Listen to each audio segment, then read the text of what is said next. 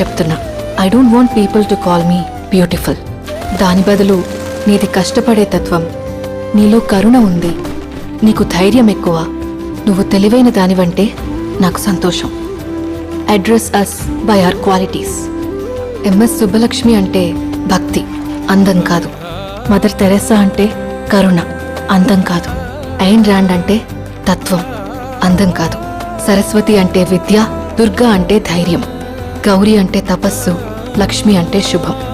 ఇలా ఏ దేవతనైనా ఆమె క్వాలిటీస్ కోసమే పూజిస్తారు, ఆమె అందం కోసం కాదు. నీ గుణాలే నీ సంతకమవుతాయి, నీ అందం కాదు.